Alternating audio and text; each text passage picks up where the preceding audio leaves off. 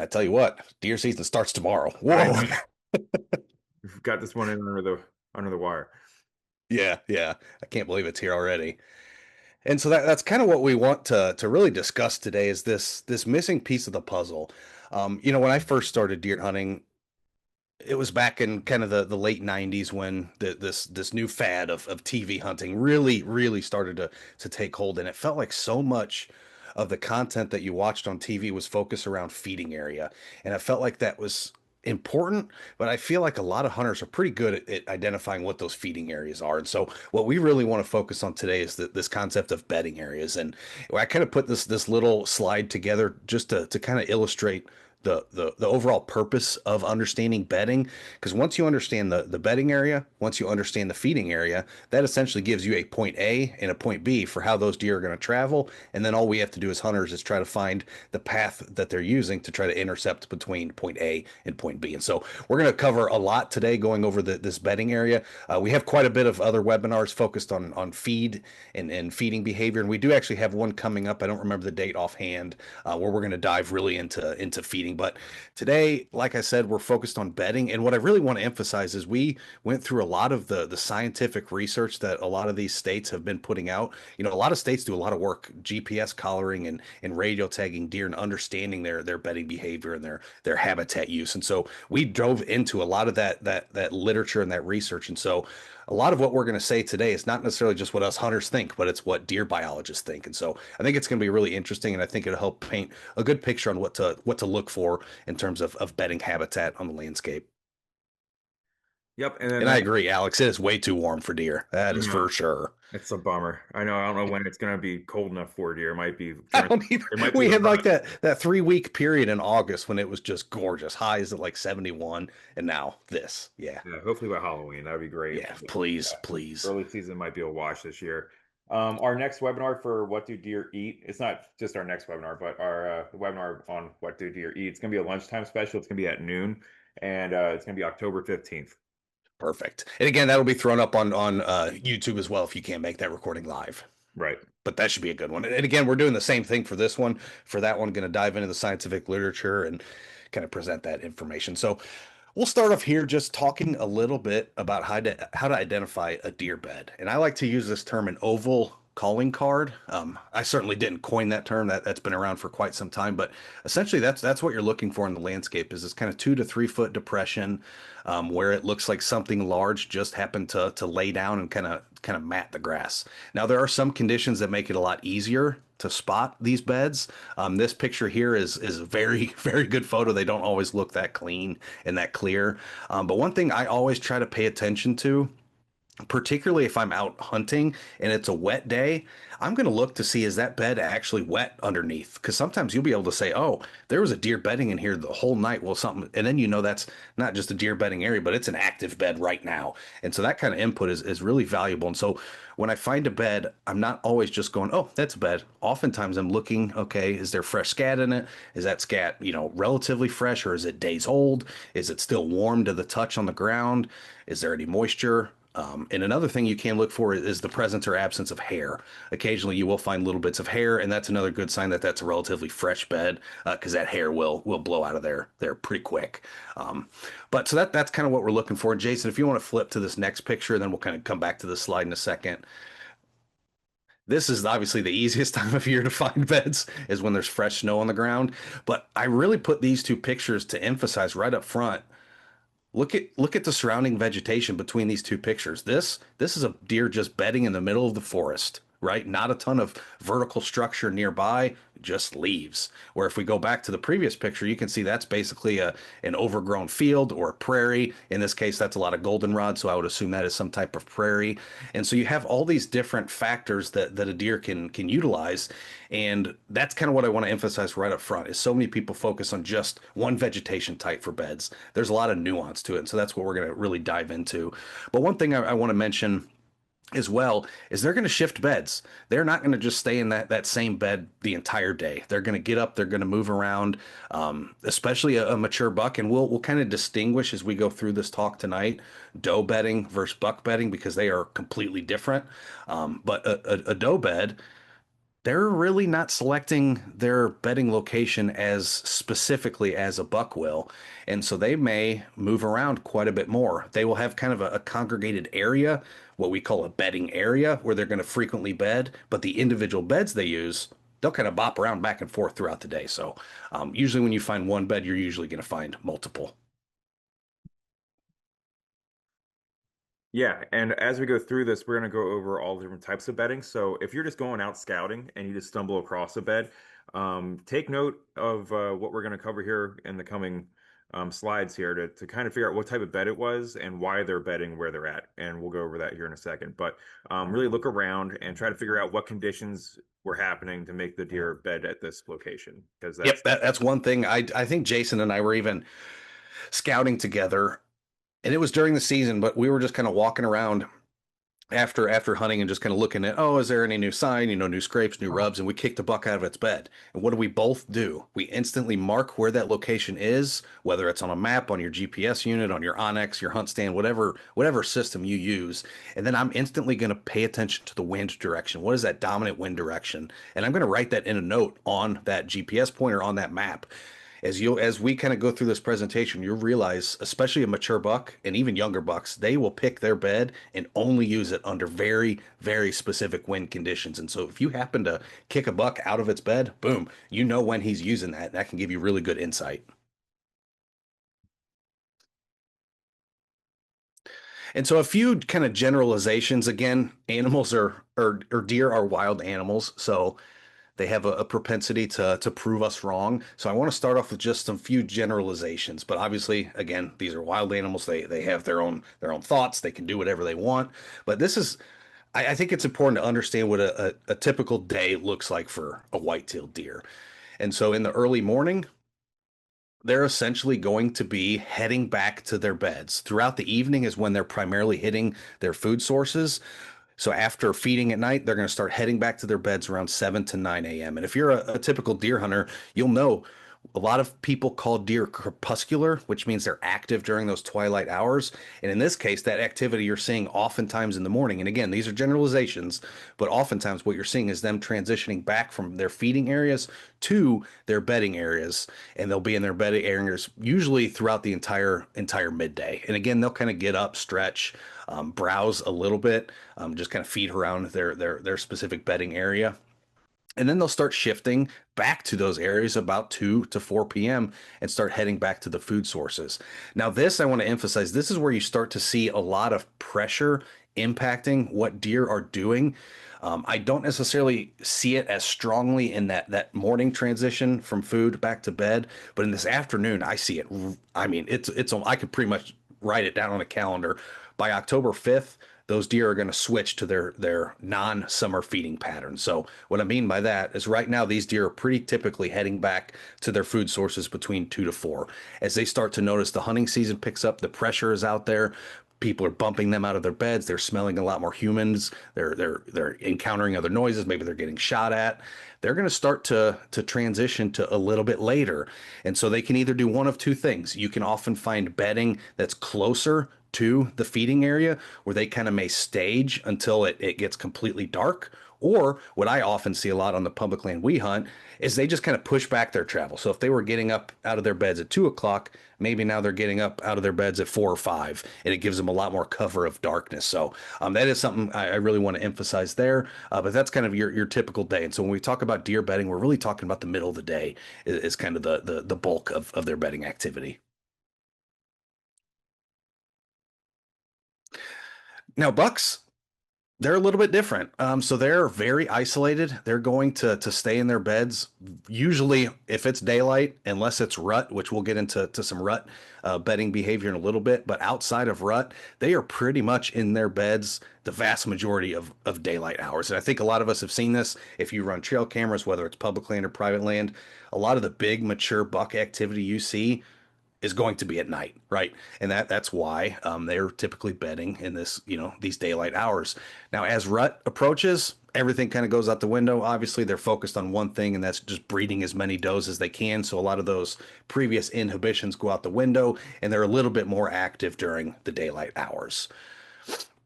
Now, you will see, kind of like I mentioned right up front, that bucks pick their bedding very specifically for certain wind conditions. And if that wind happens to shift, they will get up out of their bed and they will move to a new bedding location. Oftentimes, you're not seeing like a huge move that may be, where they're going 6 to 700 yards.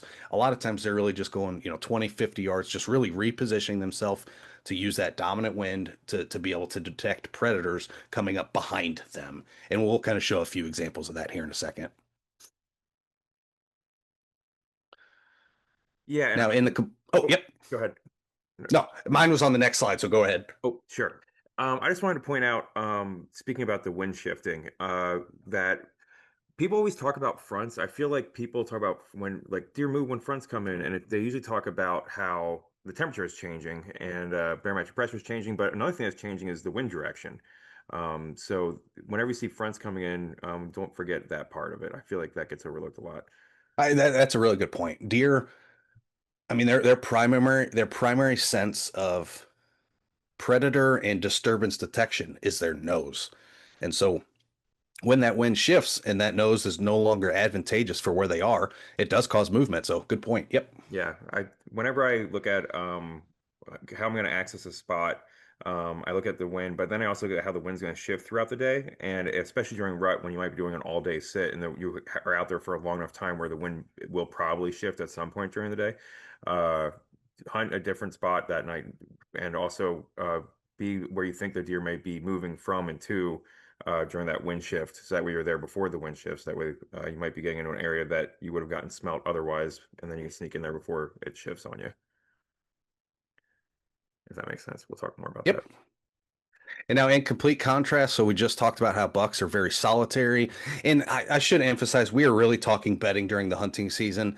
If we were to talk about bedding during the summer, bucks are not as solitary in their bedding conditions. They'll be grouped up in what we call bachelor groups. But for this talk today, we're really focused on just that kind of hunting season. So I just wanted to clarify that really quick. But does again, they have an entire different bedding strategy than the buck. The buck, he is very specific. He wants to use the wind. He wants to use thermals. He wants to be alone. Does are not as picky because just like in this picture, I took this picture at a piece of public land not too far away from us. There's not a lot of cover there, right? They don't have a lot of safety. But what their safety is in numbers, right? And so they have, a bunch of noses out there. They have a bunch of sets of eyes. They have a bunch of ears, all detecting predators. And so they are not as reliant on having this really high quality cover to kind of conceal themselves like a buck might, or using the wind like a buck might. Because again, they just have a lot more eyes, ears, and noses all attuned, listening for the same thing. Now, does they get up a lot more frequently than bucks do, and this was something that I was not. I guess I would have thought this, but not as strong as the research that we kind of looked at went through. But it's pretty consistent that bucks are going to bed a lot longer than does. Does are going to get up a lot frequently. And when a buck gets up, he's usually just going to get up and just kind of go in his, what I like to call his bedroom. And so that bedroom may be only a 30-yard spot where he's just going to get out of his bed. He's going to walk around a little bit. He'll browse on some trees, eat a little bit, browse on some of the other herbaceous vegetation there, maybe check a scrape, maybe check a rub, and then he's back in his bed. Where does, they're going to be a little bit more likely, again, like you can see in this picture, they're not really bedded in an area where there's a lot of browse or a lot of food around. So they're going to have to get up a little bit, feed, and then kind of come back to that bed. Now, the nice thing about doe bedding is it's pretty consistent throughout the year. Now, obviously, as we get into very cold temperatures, there's a couple strategies that does typically use to stay a little bit warmer. But throughout the year, you're typically going to find them using the same bedding locations kind of over and over and over again. And I should kind of, this is a good time to bring this up too. If you bump a buck out of his bed, chances are he's not going to use that bed for quite some time. Does, they will. They're not as reliant again on this concealment to the point that if they get boogered or they get busted out of there, that they're gone and they're never going to use that bedding area again. They very well may use that bedding area that night. Where a buck, you're going to wait, 7 to 9 days probably before he starts really utilizing that same bedding area that he got busted out of. And there's been some studies that show that a really mature buck, if he's bumped out of a bed, he will never ever use that bed again. So keep that in mind that if you do happen to bump a nice mature buck out of his bed, I'm going to write the location down, mark it, check the wind, but there's a chance that he may not use it right away, if ever. Yeah, and if you do bust one out, it's always good to write down anyway because there will be more deer eventually, and another deer might come who wasn't busted out of there, and they might use it for the same reason that he was using it. So Yep. you might have lost your chance on that one, but at least now you know an area that deer at least look at as a preferable bedding area. Yeah, we have a spot that Jason and I hunt on a piece of public land that we've kind of noted, and we call it the buck nest. We just know if there's mature bucks in this area, they're going to be using this specific area to bed on these wind conditions. And it doesn't matter if we go in there and harvest a buck out of there, another one will move right back in and start using that area. So good point, Jason. Hmm. But I say that to say when we're talking beds, specifically buck beds, we get this question a lot. I am not hunting the buck beds. What I'm trying to hunt is the transition areas between the bedding and the feeding. I do not want to encroach and get so close to those beds that I start educating those deer or start spooking those deer out of those beds. I like to think of it as it's kind of the same way we scout for turkey, right? So we go out and we try to roost a turkey and we try to locate, okay, they're going to be on the roost. We put them to bed so that we know tomorrow morning they're going to start there. I view bedding the same way. So I try not to go into bedding areas, particularly during the season. If I want to scout an area, and like let's say this field here, this kind of purple polygon. This is a really good representation of what I would call a doe bedding area from afar. I would be able to look at a map and just say, okay, that looks like doe bedding. And what makes it look like that is it's this field and it starts to look like the forest is starting to reclaim the field. And so you're starting to see that shrub layer, you're starting to see that tree layer start to pop out on this satellite imagery. Anytime I see that on any maps, instantly in my head, I'm going, okay, that's probably a doe bedding area. It's usually that conducive for a family group to bed in. Now, if it's prior to the season or even early season, I may walk through that to confirm that it actually is a doe bedding area. But personally, I'm not doing that, once I really start actively hunting an area.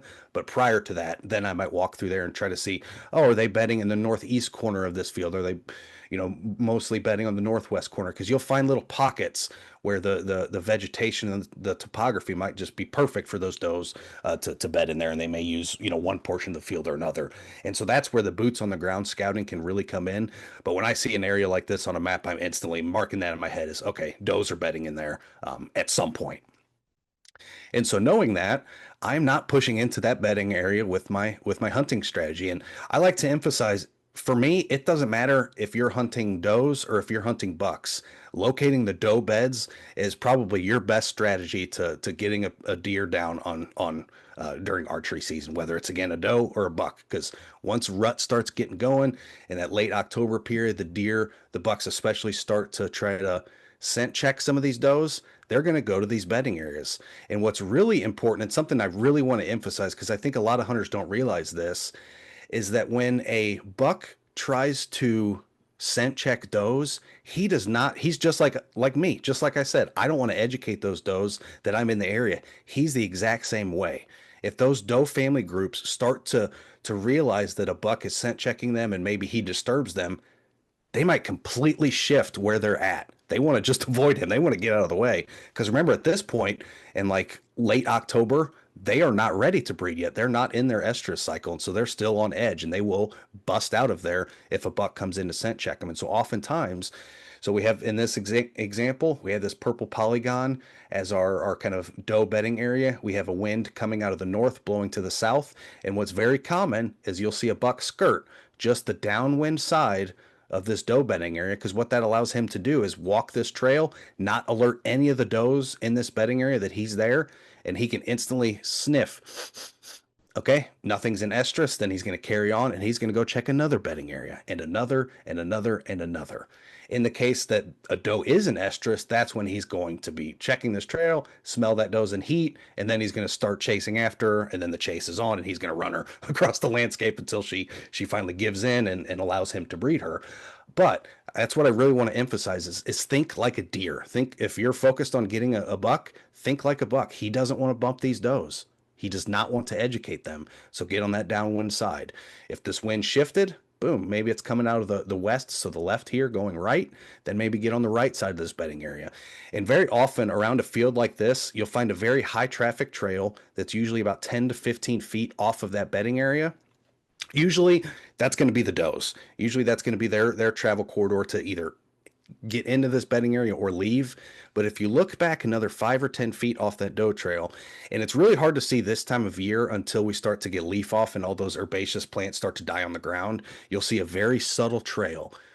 It either again, they're usually hard to see because again, a buck, he's the only one walking that trail. That's where I want to set up. Ideally, I want to set up downwind off of that. So as he's sneaking in to scent check these beds, boom, he's already perfect in my range. And I tell you what, 95% of the bucks I've harvested with archery equipment have been using that exact strategy. So this is just kind of a summary again, just kind of emphasizing the differences between doe and buck beds. Does again going to be more open areas because again they socially bed. Those bucks they're going to prefer isolated, hard to reach spots. They're going to bed alone, and they're going to use the balance of cover, visibility, and smells. And what I mean by smells there is Jason and I had this conversation a little bit this morning when we were talking about this webinar, and I'm going to use a term thermal, and I'm going to use it a couple different ways. One, we have thermal bedding, which a lot of people use to indicate, okay, it's cold, this buck or this deer wants to stay warm, so it's going to use a thermal bedding area. We can also use it to describe these columns of warm air that rise and basically pull scent molecules up to a deer. Bucks use that every time they pick a bed. They're always using that dominant wind direction and this concept of thermals to basically create this almost wind tunnel around them that basically from any direction in their bed, they can detect, they can smell, they can detect something coming, and they have escape routes planned. So that's kind of what I mean by smells there. And again, we have some good examples of that in a few slides.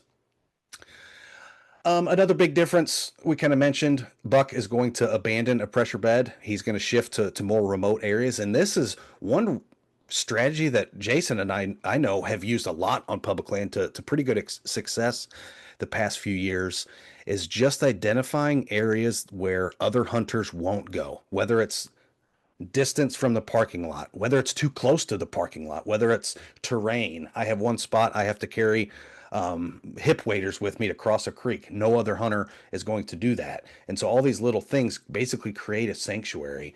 And that's where you're going to find, especially those big mature bucks. Again, they don't get big by being stupid. So they know where the pressure is and they're going to start to navigate towards those areas.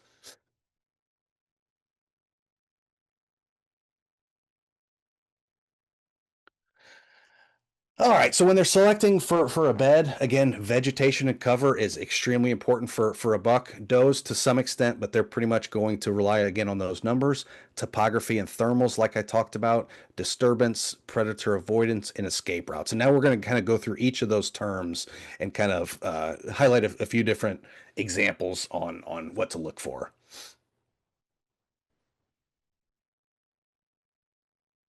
So this brings up that concept of kind of thermal. And so this is where we dive into that concept of vegetation and cover, especially on very cold days. And especially if there's some kind of precipitation event, whether it's snow or mostly rain, you will find deer, especially going to a big cedar thicket. And one little tip, I wish I would have put a slide on it. I didn't. It just kind of came to me as I was talking, is to use Google Earth. Um, excuse me, I know some of the other tools like Onyx and Hunt Stands are starting to put in the layer, but if you go to Google Earth, it has the ability to change the satellite imagery to go back in time. And what that can do is basically allow you to go back, because a lot of times when you're looking at satellite imagery, it's spring, right? Everything's green, everything's lush, everything's pretty. But if you go back in time to when one of those satellite images was taken in leaf off, so either in the fall or the winter, where everything just looks like this brown, nasty landscape, you'll be able to really pick out where those cedar thickets are instantly because they'll be the only thing green on that map.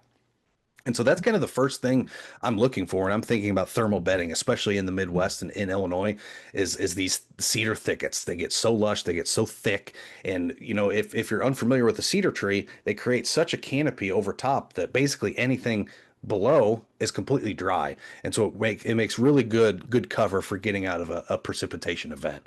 So keep that in mind. Obviously, thickets you're tending to find higher stem count, which is what we describe as a thicket. It's just got more individual stems per square foot on the ground, right? You're typically going to find those on the river bottoms. That soil is going to be a little bit more conducive for a lot of growth. It's going to wash out a lot of those bigger trees, and so you're going to find a lot of lush undergrowth. One thing I really want to emphasize, and we have a slide on it, so I won't. Actually, Jason, can you just go to the next slide? It'll be easier to talk about there.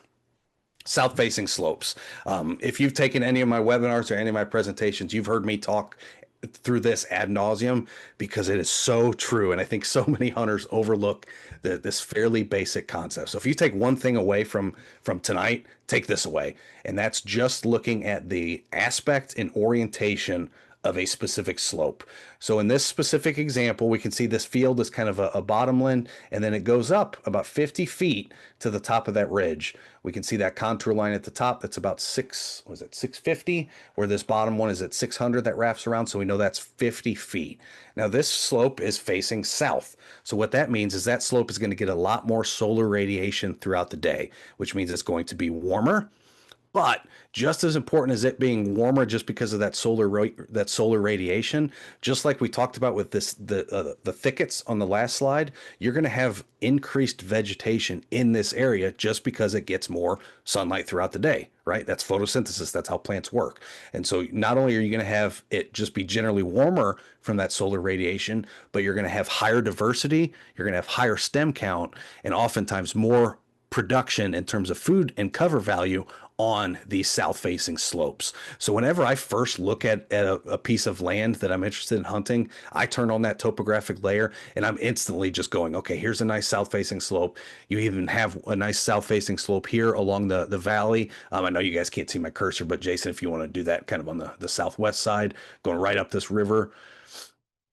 Yep, right there. Obviously, you have that south facing slope on the other side of that. And so I'm instantly marking those in my head. And yes, we're focused on deer, but that trumps deer, right? So turkey are the same way. Squirrels are the same way.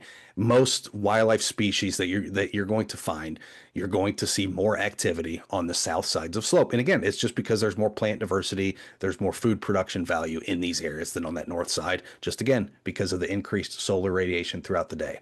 But on the flip side, I know Alex just basically told us it's way too warm for deer, and you're darn right. I'm not going to hunt for the first couple of weeks until it really starts cooling down. But if I was, I would be focused on the exact opposite. So I would be focused on that north side, where that north side gets a little bit more shade.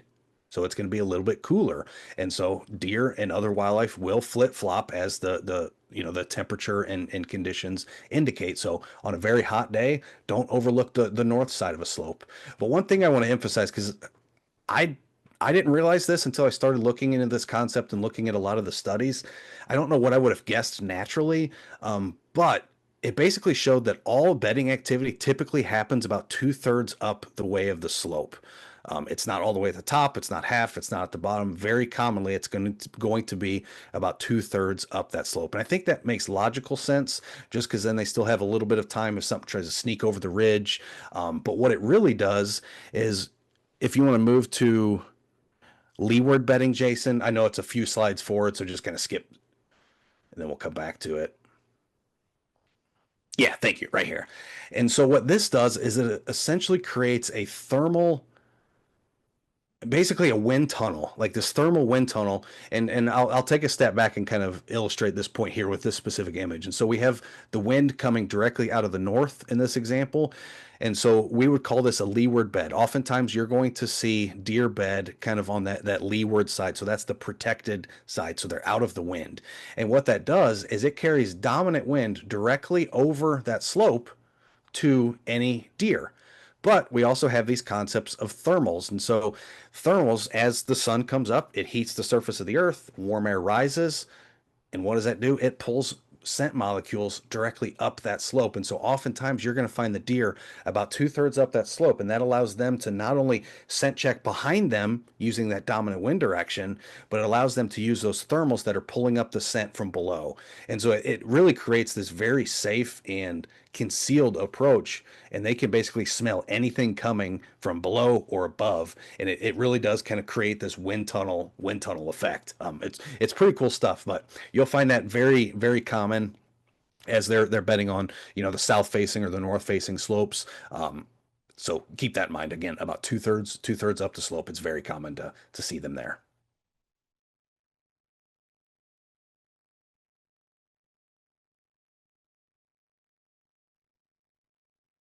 There we go. Perfect. You can go to the next one. Yes. And so I kind of touched on some of this stuff, but I think this is really important, especially for doe bed probability. And this is something we pulled directly from the research. Now, if you go back to showing that first picture I showed that just had a bunch of does bedded in a big kind of open field with not much out there, I kind of did that on purpose to kind of set myself up for this. When I see that behavior, it's normally after the season. It's normally postseason. Things have relaxed. They're not as pressured. They're not as prominent. I mean, if you guys drive through, some of the Forest County or the Cook County Forest Preserve districts or some of those wooded suburban areas near urban areas, you'll often find deer just kind of bedding in the middle of a field, and those are just because they're not really pressured. Because does, just like we've talked about earlier, they love those old fields, those old prairie grasses. They want that dense understory and they want some vertical height to it. Now, what they don't want is they don't want the vertical height to be so tall that they can't really see over it. They do want to have some visibility in front of them because, again, they're not as indicative of wind direction as a buck will. A buck, he will only pick a bed with the correct wind. Does not so much. So they want to have some visibility. And if you think back to when I talked about going and actually walking through a doe bedding field to try to figure out where specifically they're bedding, that's why. It's because they're going to use these areas that give them a little bit more visibility than other areas. So maybe a little knoll, maybe a little ridge in that field, but they want that increased visibility, but they still need that dense and vertical cover. And so that can be tall grasses, prairie, CRP ground if you're on private land. And what I find very common in Illinois is briar or blackberry patches. And I think that's just because that adds a ton of food production value to their bedding area, so they don't have to get up and go as far if they want to browse for a little bit between bedding cycles. And so very commonly you'll find these black or kind of blackberry patches have pretty good bedding nearby. Bucks too. Again, bucks they like to browse throughout the day, and so they're very commonly going to select a bedding site that has some food value near it, and oftentimes that's just going to be browse.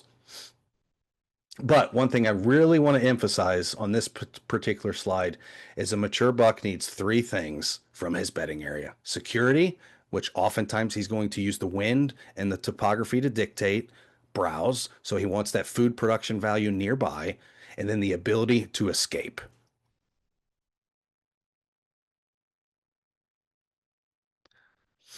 And we will talk about that concept of ability to escape here in a minute. Um, we've already talked about this slide a little bit, Jason, so you can skip that one. We talked about that elsewhere. But yeah, so this is what I really want to talk about now is how does topography impact deer bedding and movement? And again, what we want to really emphasize here is we're not hunting the bedding area. You can hunt the bedding area. I would consider that a very uh, aggressive tactic, and it would almost be, I don't want to say a last resort for me, but I typically do not like to push in there and again educate those deer that I'm onto their bedding area. I want them completely relaxed and calm in their bedding area.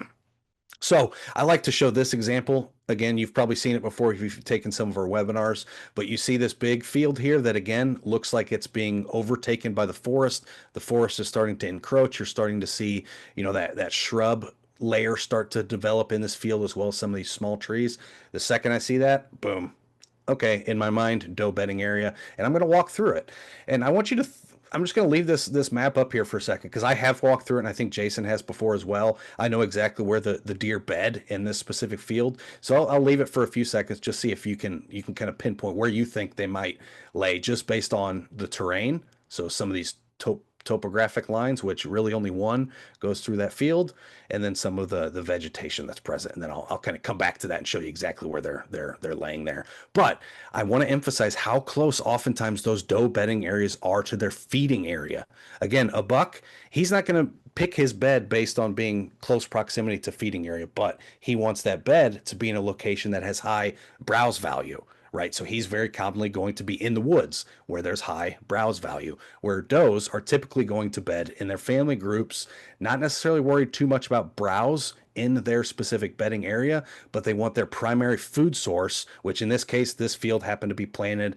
It had some like corn in it, some clover. It was a big food plot on public land. So I knew, again, that's the feeding area. And so in this specific example, we have this really nice, essentially funnel between the river to the north and these topographic lines basically creating a funnel that if any does want to come from this bedding area to the food source, they essentially have to walk within bow range of my exact X here. And so those are kind of the things I'm looking for when I find a doe bedding area. I go, okay, where's the food? Okay, how do I think they're getting from point A to point B? Now, it's not always this easy to pick off just looking at a map, and that's kind of why I like to show this one. Is it's good to illustrate that natural funnel, but oftentimes it might just be right next to it. This little section of timber could be gone, and they could literally have this field right next to a feeding area. And does prefer that. Again, they really like to have their primary food source very close to their bedding area. All right, so we'll kind of come back to this map, and I'll show you a little bit. So, Jason, if you can kind of cursor up in the top little pocket there. Yep, right there. Exactly. So that was a lot of primary beds right in that location. If you want to draw a little circle there, you can do it. We got it. Yeah. And One. then I want you to pay special attention to this real chunk of timber that's kind of still inside of this polygon that I drew. And you'll almost see a little peninsula. Exactly. Trace that sucker out. Yep. Now, on the south side of that little thing you just drew, you see some open areas. That is where the vast majority of those does were bedding, right in there. Exactly. And I think it makes logical sense, right? They have cover on multiple sides. They have big trees on to the north, big trees to the south, trees to the west. And so they really have a ton of escape routes. And that's one thing that I want to emphasize here because we're going to move into this concept of escape routes. Does don't really seem to have escape routes because again, they're bedding in an area where they literally you will just see them. They'll all go in different directions. They'll kick up their tails, and that's a predator detection strategy. We call it flashing in the ecology world, and it's essentially it's supposed to overstimulate the predator. So when all those deer take off and all you see is the white tails, have anybody ever flushed a covey of quail? Your first time flushing a covey of quail, you're going to miss every single shot because you're not going to be focused on one individual bird. And that's kind of that flashing aspect is it's trying to overstimulate the predator's eyes to the point that he goes from one to another to another to another, and by then it's too late. They've escaped. Where a buck, he's going to have very specific escape routes that we'll kind of point out in a second on a few examples. Did that little analogy there make sense, Jason, about the flashing? 100%. I had Okay. a freak event one time where I hunted the same spot my whole childhood, and then I was hunting this one field, and there was cedar patches from one side to another side, and I'd only ever seen deer move through maybe in batches of five at any given time, the doe packs and stuff. Um, but out of nowhere, I swear it was like a Braveheart movie where like I had like one or two deer come out, and they were kind of looking around, and then all of a sudden a countless number of deer. I can't even explain it, but like tens and like 50 deer came out and crossed this field at one time. I don't know what was happening. I couldn't pick a deer to shoot. There was bucks, there was does. Yeah, yeah. It was in Pennsylvania. Um there were point laws on it too, so I had to be able to count the buck's antlers to make sure I could shoot a buck. So then I just picked a doe out that I knew would be legal. But there was like big bucks, little bucks. There, I mean, I've never seen anything like it in my life. But it And definitely it worked. really does. It like Yeah. overstimulates you. And you're like, wait, what? Oh, and then it's too late. Yep. Yeah, it was like, what do I do? So, I mean, And if you look at a lot of birds too, as birds fly, very often they'll have some kind of like flashing. Whether a lot of times we'll call it the speculum. Like if it's on a waterfowl, they have like a bright speculum. And the theory is that that's kind of the same thing. So you have a bunch of these birds, and you just see these white flashes, and so it just makes the predator go from one to another. And by then, it's too late. Decision's yeah, gone, and they're free and clear.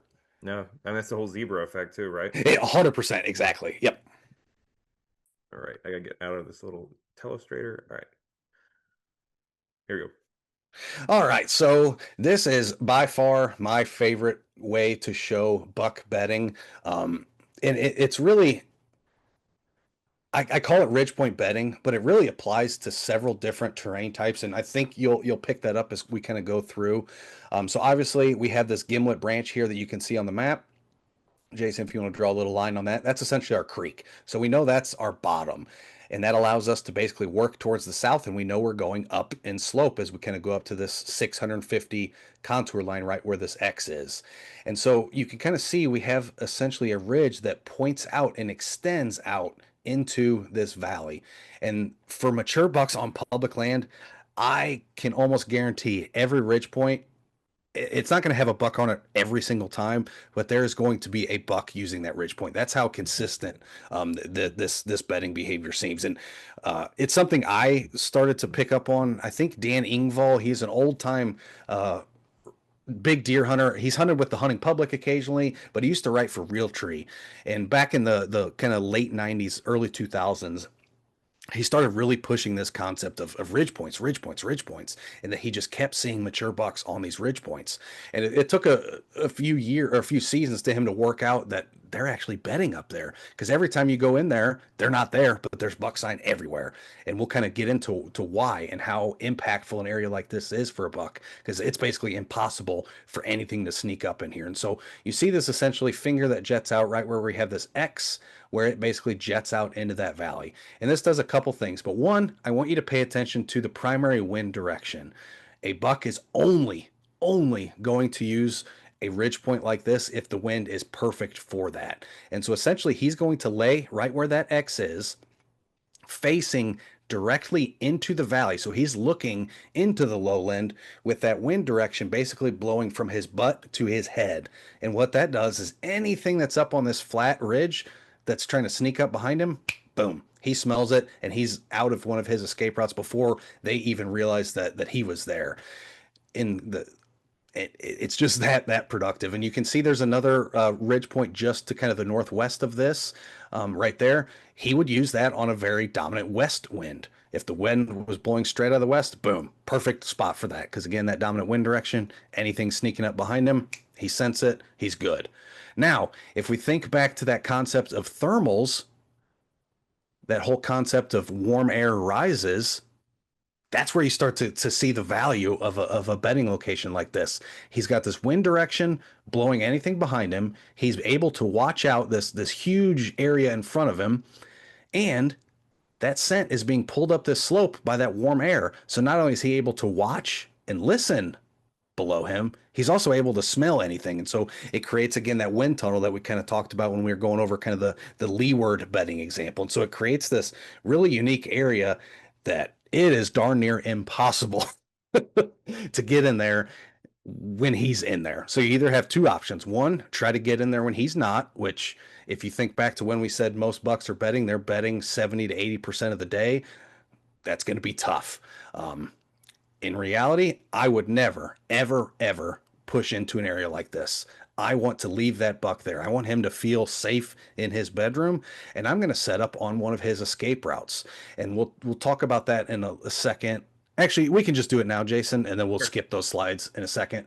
Um, so if something's coming up from the bottomland, maybe he smells something coming up that thermal's pulling that warm air and the scent up the slope. Boom, he's just going to escape right out the back door, right? He's just going to run straight down this ridge and he's gone. Never knew he was there. In other cases, he will have escape routes out the right side and as well as the left side. And he's going to use that depending again where the potential danger may be coming from. What typically you're going to see now in this example, this is a very steep slope, so I would not anticipate that deer to go straight down the slope in front of him unless that danger is so severe from behind him that he doesn't feel like he can use either of these right or left escape routes. But that gives you a pretty good, you're like, oh, okay, you're thinking now, right? So if I have a block in front where I don't expect him to escape from because that slope is so severe, then chances are he's going to escape out the right or out the left. And so that's where I'm going to potentially start thinking about setting up is more so on these escape routes rather than try to get in real nice and tight to that specific bed. Now, one thing I want to, we can go back a few slides and show it again, but that doe bedding area where I kind of showed let's see. I think it's go to slide 23, Jason. Just go forward to the end and then we'll Okay. come back. Um, This guy? Yep, right here. So this is basically that same bedding area that we just saw on the map where the does were, right? And so we had that buck bed on that ridge point right adjacent to a doe bedding area. That's where I'm going to set up. So now you can go back. I just wanted to illustrate because we had the text layer over that doe bed, and you couldn't really see it quite well. But you see That's this it. open area. That's doe bedding. Jason and I walked that one day, and I literally bet we kicked 15 does out of there. And that is I don't know why we don't have a better picture of that, but that is the best doe bedding area that I have found on public land that we hunt. And if you look at it, it is completely secluded by four sides, completely secluded by an entire ridge structure that basically runs and surrounds this entire thing. It is just completely concealed.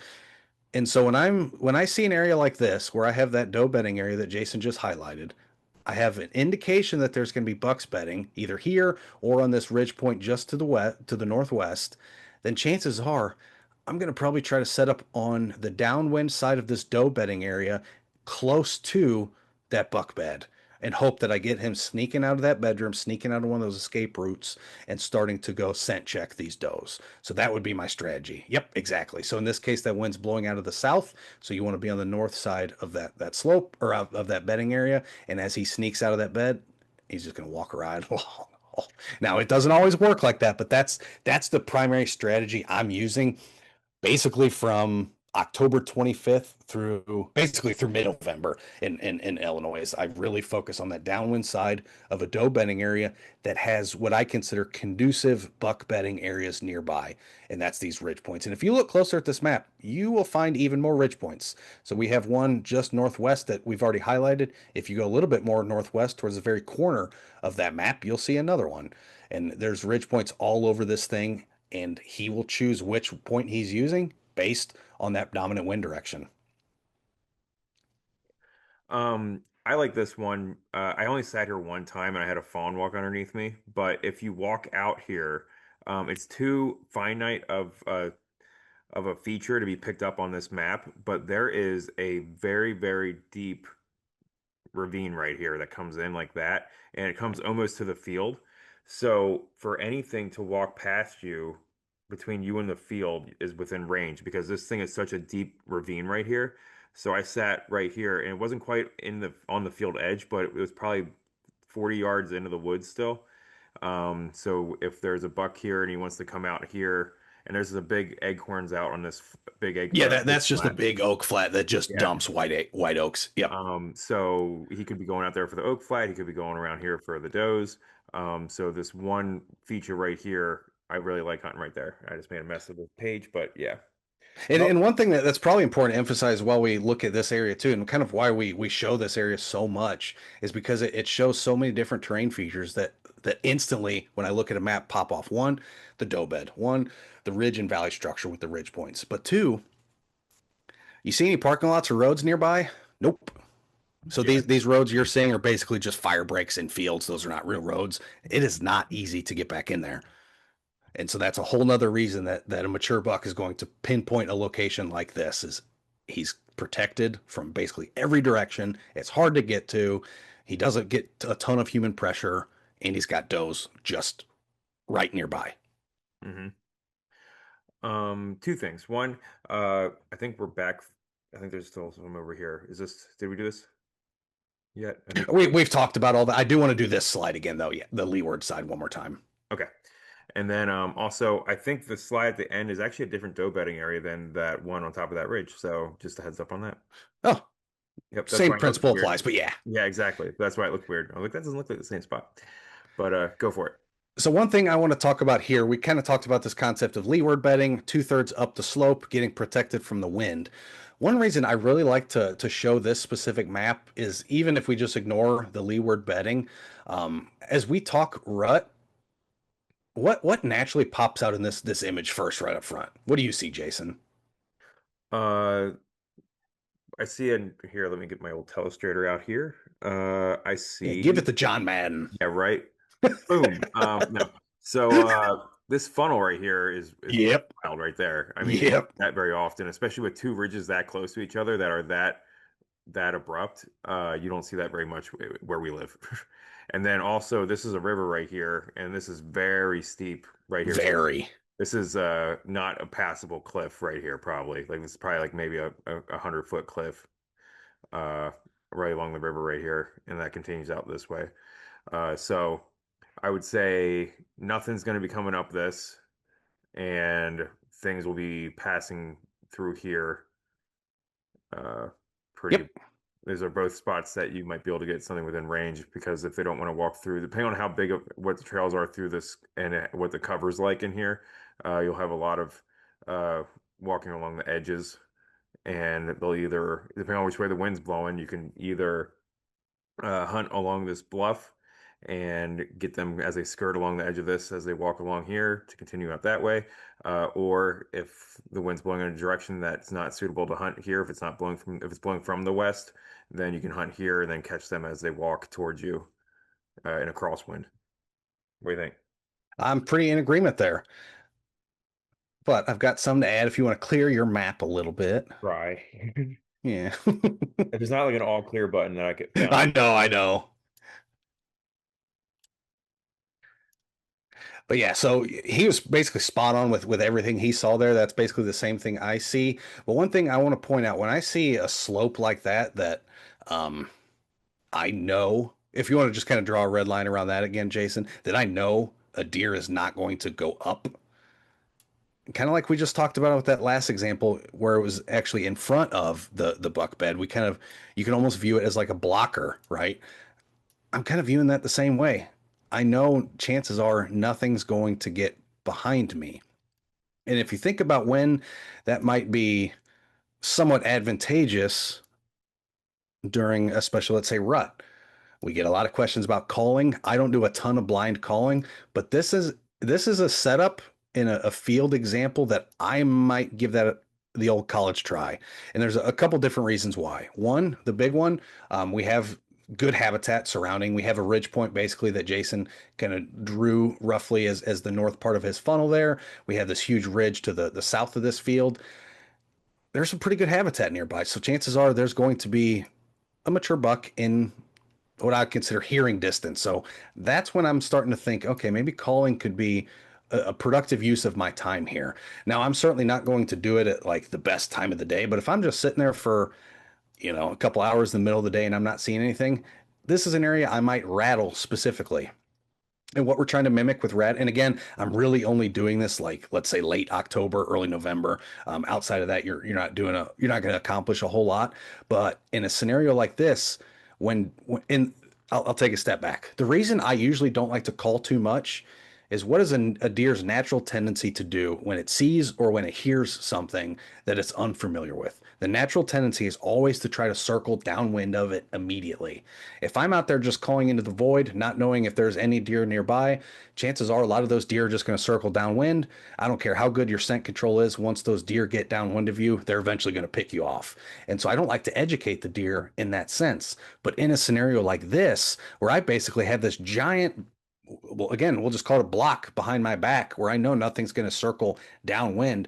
That's when I can really try to use some calling in a scenario like this and basically set up on this edge, right where Jason just kind of drew his line right along the edge a few minutes ago, with my back towards that giant slope that he just kind of marked up and rattle. And now anything that comes is going to try to circle downwind. They're going to hit that slope and go, oh, and they're just going to walk right along that edge, hopefully right into your lap.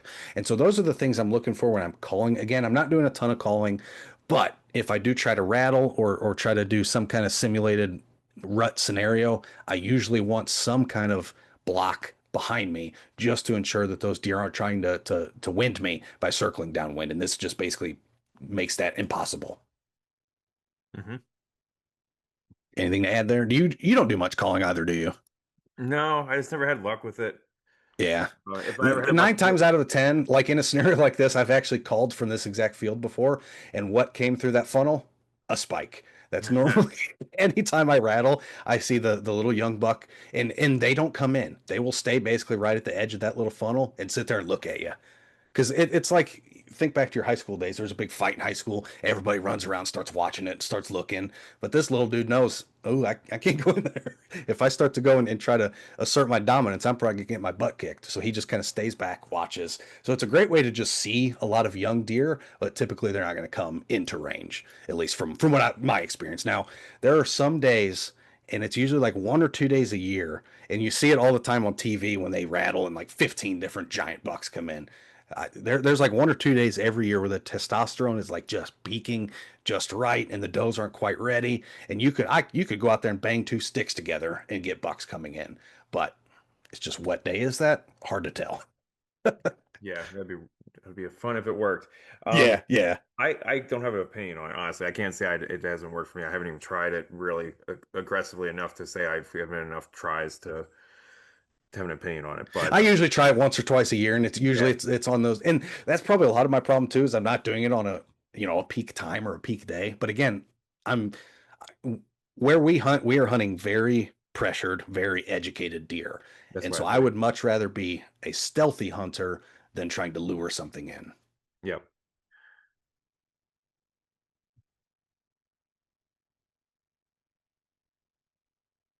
Yep, you can move past the next probably 3 slides. Yeah. We've kind of talked about all that various. Skip Yeah. around that one. Skip around that one. Yep. And so this is essentially just kind of reiterating the point. You don't have to get super aggressive and push into that bedding area. Again, there are some situations that strategy may pay off. I'm very much on the I'm going to sit back. I'm going to try to hunt those transition areas rather than focus specifically on the bedding area. So try to find those transitions from bed to feed and avoid pushing directly into those bedding areas, unless, like I said, you're wanting to get super aggressive and it's kind of your last resort. But the worst thing you can do, is especially a big mature buck, is educate him and let him know that you know where his bed is, because he's probably not going to be in that bed again. And that's one of the most frustrating things about kicking a deer, especially a buck, out of its bed, is you go, oh, great, now I have this info. But oh, he's probably not going to be back there for a week, 2 weeks. And if you really booger him out, and he may never come back to that bed again. So just keep that in mind. I don't like to push too hard. Once I identify some bedding areas, I try to stay off and hunt those transition areas between. Hmm. And why? This is why. So this is a piece of public land that we've actually shown the bedding area. I won't identify it specifically which one, but we did show this buck's bedding area, or these bucks bedding areas, in this webinar. And basically, I was able to identify one of his escape routes. And so I basically put up a camera, and not only was so obviously this deer in the second, third picture, kind of the one I was targeting, very big, very mature 8 pointer, which is awesome to see on public land. You just don't see deer like that too often. But he was kind of my primary target there, and I should have put even more pictures. But throughout the entire, I probably installed this camera. It's been a few years, but I probably put it up, the first week in September, and I pulled it down on opening day. And I kid you not, I probably had, Jason can attest to this, 7 or 8 different bucks, some mature, some kind of like this one on the left, all using that escape route, using that bedding area. And so again, I think it was just at that point the testosterone wasn't too high, so they weren't super territorial and aggressive. Because over the year, as I left that camera soak, the only thing I started seeing was this big deer on the right, that big 8 pointer. He consistently was using that bed probably 3 times a week. Again, only when the wind was right. Only on a southwest wind was he using it. But it was pretty consistent. And one thing I really really want to point out, especially for us public land hunters, this has been a game changer for the way I deer hunt. And I would wager, I don't like, I won't even say a percentage, but the vast majority of the mature bucks I've harvested on public land in recent years have been between the hours of 11:30 and 1:30, especially on public land. And the reason I want to bring this up is, if you think back to our very beginning conversation about when deer are usually bedding, when are does usually bedding? Usually in the middle of the day. Okay, check. Now think, what is a buck wanting to do during rut? He's wanting to scan and investigate those bedding areas to scent check and see if any of these does are nestrous, right? So when does he want to do that? In the middle of the day, when the does are actually in the bedding area. He doesn't want to do it in the middle of the night when they're out feeding. he'll do that in their feeding area. But if you're focused on the downwind side of a doe bedding area, oftentimes that middle of the day window between 11:30 and 1:30 can be super conducive. And I obviously, when I first started using this strategy, I honestly thought it was just, oh, it's just because the hunters are off the public land. The deer just know that there's less pressure. But the more we started thinking about it, like, not really. I mean, yes, that is true. But in reality, we think they're doing it just because that's when the does are in the bedding area. So if they want to actually scent check all those does, all that family group that's using that bedding area, the best time to do it is middle of the day when they're actually in there. So don't sleep on the middle day period, especially during rut. Now, I'm not going to be out in the middle of the day like tomorrow when season opens, but starting Halloween through that mid-November period, middle of the day can be quite productive, and that's usually when I'll do a couple all day sits and just sit that downwind side of a doe bedding area, and try to capture that midday scan that essentially he's doing. I wonder how much also having the thermals kind of stall out during that period. I imagine they're going to be shifting from going up to going down too. Yeah, they're kind of resetting, aren't they? Yeah, Yeah. so he's also going to be moving around, maybe more towards the wind directions at that point as well. Versus the thermals, he might not feel as safe anymore, depending on what situation he's into. Might make him a I little. think there's some truth to that for sure. Mhm. I mean, even this next picture, if you want to go forward one more slide. I Real mean, quick this is though, another. this Oh, guy got ticks all over him, man. oh yeah, beggar's lice, not ticks, but Okay. he probably does have ticks all over him. Let's be honest. But those are, yeah, Yeah, just like beggar's lice. tiger's lice. I just noticed that for the Yeah. first time. That's rough. And just to emphasize, I never saw that deer from the stand. No, As things usually go. you I knew the shot a nice 10 pointer that year, but not that one. you knew the woman who got him though. I did. Yep. And she Yeah. was not far off. Yeah. Turns out she was hunting a similar area.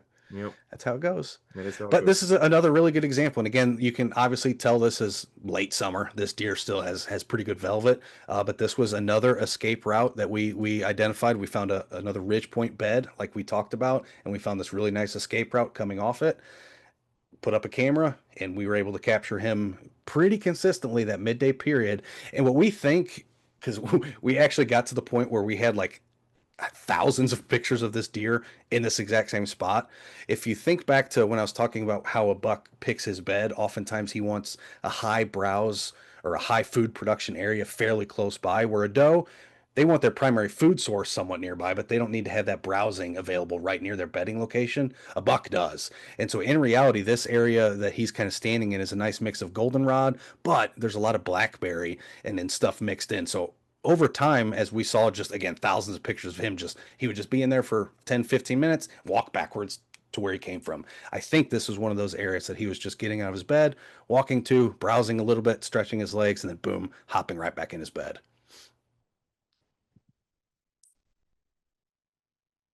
Yeah, so as we kind of conclude here, we've hit about our 1 hour period. I just want to re-emphasize how important this concept of hunting the downwind side of a doe bedding area really is. And so if you can pinpoint these doe bedding areas, whether it's the south facing slopes like we talked about when they're focused on thermal bedding, whether it's that ridge point, or whether it's just some of this old prairie kind of social bedding that you see a lot of family group does do, or these overgrown fields that look like the forest is starting to reclaim. You're starting to see that early succession layer of shrubs and small trees coming back in. Walk those fields, see if you can see where those deer are bedding in that specific location and confirm it's a bedding location. But when I see a spot like this on an aerial map, it usually is 99 times out of 100 there's going to be evidence of a family group of does bedding in an area like this, unless it's super close to the parking lot or there's some other human disturbance nearby, that kind of thing. But always focus on that wind direction and walk all the way around it, and you will see like we talked about, a very high traffic trail that's usually those does as they are either incoming or outgoing from this bedding area. And then right off that, you'll usually find a very subtle trail that's going to be that buck path as he just kind of skirts the downwind side of it. Boom, he can scent check all those does without disturbing them, and he can go on his way. If the wind were to switch and it was coming out of the south, he'll do the same thing, but on the north side of this field. He'll slip right through, scent check all these does. Nothing's in estrus. Boom, he's going to go along his way and check another doe bed. So this is a very consistent pattern that as you start to spend more time on public land, you'll really start to pinpoint it. And oftentimes you'll start to even see some rubs and scrapes along that outer, especially if it's an area like in Illinois, we usually have pretty consistent wind directions throughout most of the fall. And so if it's a lot coming from the west, right? And so on the east side, where it's very heavily trafficked by that buck, where it's always on the downwind side, a lot of times you'll find a lot of scrape and rub activity right outside that bedding area as he's, marking those areas. And if you're unfamiliar with a scrape, it's probably worth bringing up because I think there's a lot of misnomers about scrapes. A lot of people think it's just a buck establishing this kind of territorial response, where in reality, it's a giant communication tool. You can almost view it like a bulletin board, right? And so when a buck makes a scrape, he's going to basically scrape all the vegetation off the ground, create this giant bare spot, and then he's going to basically put his legs together, urinate down his legs. That urine's going to hit two scent glands, basically, and his knee joints, and it's going to deposit those pheromones on the ground. And now what he's going to do is routinely come back and check that scrape. And what he's hoping is a doe that's in estrus is going to walk by the scrape, smell it. Okay, she's now ready to breed. That she's going to do the same thing. She's going to urinate in the scrape, and then boom, next time he checks the scrape, he's going to be able to smell, okay, doe is in estrus, and then he's going to start tracking her and trailing her. And so oftentimes when you find that primary travel that the does are used, because again, he wants the scrape to be walked by and to be seen and smelled by does. So he's usually going to put it on that very high trafficked doe area. So if you're not even focused on harvesting a buck and you just want to get a doe, one thing I like to look for is scrapes. I don't really hunt scrapes for a buck because usually a buck is going to visit that scrape at night, but he's putting it usually on very high trafficked areas by does. And so if you're just walking around doing some scouting and you happen to pop and oh, there's a scrape right there, make a mental note of that. Not only just because that's good buck sign and you're probably in his bedroom, but also he's putting it on an area that does are frequently traveling at a pretty recurring pace because he wants many does to come across that scrape as much as possible. So keep that in mind. That's a good point. That's about all I got. Anything else to add, Jason? Um, no, that's about it. Yep. If you have any questions or anything, you guys can feel free to reach out to us. We're always a resource. We're not just open during webinars. We are basically open 24/7 with And we Facebook. will probably put this recording out on YouTube, I guess, tomorrow. So if you Yeah. came late, check that out. We'll post that link on YouTube and you can watch the whole thing. Yep. We got a bunch of videos on YouTube and other how-to videos, and all of our webinars are backlogged at this point. We probably have over 50 different webinars by now, if not 100, honestly. Yeah, and one thing we should mention, we kind of talked about it right up front, Jason, is our upcoming food webinar. And so we're basically doing the same thing we did today, diving into the science of deer bedding, but we're going to do it on the food side. And so we're going to really focus on what are they feeding on and try to take it, I don't want to say on a week by week basis, just because the seasonality of things aren't that nuanced, but definitely like a month to month. What are deer feeding on in September, then October, then November? When are you seeing that switch, that shift from white oaks to red oaks back to, crop fields, that kind of thing, because that's all really important. So, do you remember that date offhand? Was that October 16th? 15th, I believe, 15th. and that's going to be the noon one. And then we have a trail cam one as well for how to manage trail cam data. I'm looking it up right now. All right, so we got a workshop this weekend on Saturday. It's going to be Deer 101 at Des Plaines if anybody wants to come out for that. Yep, I'll be there. Then we have trail game camera data management for hunting, which is going to be Tuesday, October 7th at 6 p.m. So same time next week. Then trees, plants to know for deer hunters is Thursday, October 9th. And then What Do Deer Eat in Illinois webinar is going to be October 15th at noon. And then Whitetail Deer Rut Hunting Strategies webinar October 16th, which is a Thursday. And then Hunt the Rut event up At Sitka. Yeah, that's gonna be a fun one. that's going to be on Friday, October 17th at 4 p.m. Awesome. And then we have a question real quick. Will deer frequently use main roads, or do they tend to like making their own more remote paths? That's a great question. And luckily, the big piece of public land that Jason and I both hunt and have hunted for, gosh, almost a decade now, it's very, very, very trailed up. And so the area we hunt is a huge equestrian area. And so there's a lot of horse trails going through it. And I have noticed just anecdotally, deer, they're like humans. They are, I don't want to say lazy, but their whole, one of their main survival strategies is basically calorie reservation and safe. And so a lot of times they're going to take the path of least resistance, which is why understanding, like we talked about with the topography, is so important because oftentimes they don't want to go up a huge slope if they don't have to. They're just going to follow the natural contours of it. And a lot of times you'll find the same thing with pre-made trails. Now, obviously, forest roads that are like old logging roads are a little bit different, but the area we hunt, again, it's got, I don't know, what are they? Probably 4, 5 feet wide horse trails just running all through the property. The Yeah. vast majority of deer I see are using those trails. And that's pretty common across all IDNR properties I've found Yeah. that they tend to have Especially, trail I system. should say, especially the does and the younger bucks. A mature buck, he's usually too smart for that. Usually they don't get old by being stupid. And Yeah. so a lot of times they're going to use kind of like I mentioned when we are talking about the bedding area where you'll find right off the bedding area, you'll find a fairly easy to spot trail and then a more subtle trail that usually is going to follow the more of the contours of the land. That's usually going to be your buck trail. And so a big mature buck probably isn't going to use a lot of those pre-constructed trails as much as does and the younger bucks, but a doe family group, yeah, you'll find them on those trails very, very commonly. Now, personally, I don't hunt those main trails. A lot of times I'll try to find where like 3 or 4 trails converge to one of those main trails, and then I'll try to sit 20 or so yards off that. And again, a lot of it is just I don't want to scare a horse.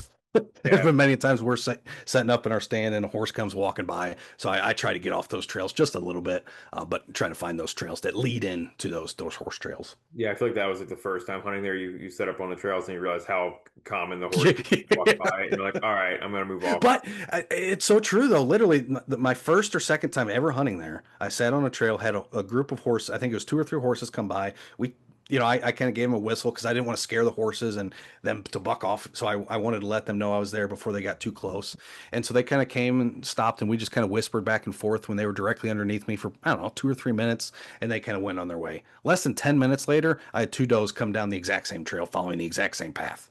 So Yep. they're we as hunters, and I'm very guilty of this. We have this knack for giving deer these like superstitious ethereal powers, and in reality, they yeah, they're creatures of habit. Yeah. No, I've had riders come by talking real loud, like I could hear them coming and I could hear them going, and then thinking like my whole afternoon's shot, and then have a couple walk past me then Yep. after they walk by as they're out of sight, which is pretty wild. So very commonly they'll take those paths that are already constructed, and it's the path of least resistance for sure. Yeah, I still like to get off. I try to get away from them as if I can, because just for my own Exactly. It's more so not for a hunting image. strategy, just Yeah. because. Yeah. So I try. I like to in those public lands. I like to get down along the rivers that might not have the horse trails around them, and then there's patches of woods, and then there may be some ag fields that border it, but I find it's about 50-50. I see deer kind of cut through the edge of the ag field, but then I've seen other deer walk through the thicket between the ag field and the river, and that's I like to hunt those deer. And one thing that we've started to pick up on too, I think it was out of the Georgia University of Georgia has an entire deer lab, where they do a ton of like really high quality white-tailed deer research, and they had a study where they captured a bunch of deer, put GPS collars on them on public land, and basically just monitored them for a couple seasons. And their goal here was to capture mature bucks. And so I can't remember their sample size. It was a couple dozen, but they had quite a few deer collared. And it was astounding how many of those bucks would bed in areas that could watch over these common hiking trails, watch over parking lots. And so we like to say deer are somewhat stupid. The younger deer, especially, as those bucks get mature and get more older, again, they don't get old by being stupid. And there's been a lot of research that shows that especially a mature buck, he will literally get in his bed and just watch one of these hiking trails. And the second people walk by, okay, he'll go about his way and do his thing. And they'll watch over hunting parking lots, all this kind of cool stuff. Hmm. So there's a lot of overlooked areas. Awesome. Well, I think we're going to get out of here. If you have any other questions, feel free to drop us a message on Facebook, email, whatever your fit is. And hopefully we'll see you at the next one. And again, if you're looking for some in-person stuff, like Jason said, on this upcoming Saturday, we've still got I think 5 spots or so left. We've got 20 signed up for a deer hunting 101 workshop where we're going to focus really hands-on. So we're not going to go over much regulations and stuff like that. We're going to get out and scout. We're going to do a couple fake blood demonstrations to go over tracking wounded deer and a lot of that fun stuff. So if you're looking for some in person, this Saturday at Des Plaines State Fish and Wildlife Fair, and you can sign up on our website. Yep, Totally free and should be fun. absolutely. Awesome. Awesome, man. All right, thanks a lot, Dan. We'll see you. All right. Thanks, everybody. We'll see you.